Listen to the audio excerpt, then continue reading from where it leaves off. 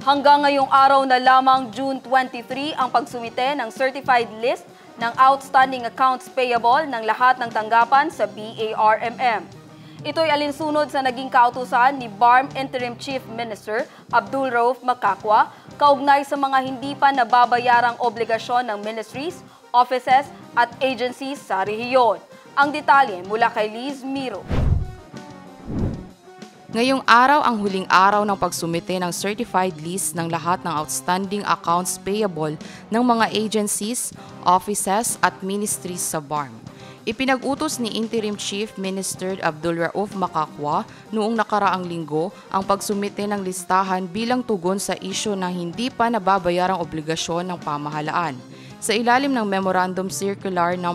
0072, Series of 2025, at alinsunod sa itinatag na Bangsamoro Task Force on Special Concern o BTFSC sa pamamagitan ng Executive Order No. 003, Series of 2025, inaatasan ng lahat ng tanggapan ng BARM na magsumiti ng aging of unpaid obligations hanggang ngayong araw ng Lunes, June 23, 2025. Matatandaang laman ng naging talumpati ng opisyal sa ginanap na oath-taking ceremony ng mga nanalong UBJP candidates sa Maguindanao del Norte at Maguindanao del Sur ang isyu ng mga hindi pa nababayarang suppliers, sweldo ng ilang empleyado at hindi na i-remit ng mga kontribusyon sa GSIS ng mga empleyado sa kabila ng pagkakaltas ng mga ito sa sahod.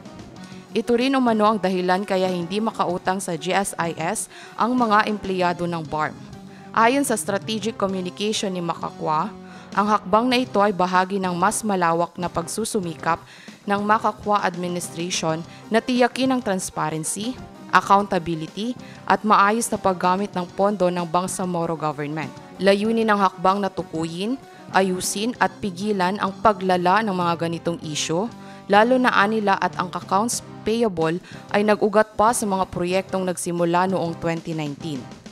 Liz Miro, iMinds, Philippines.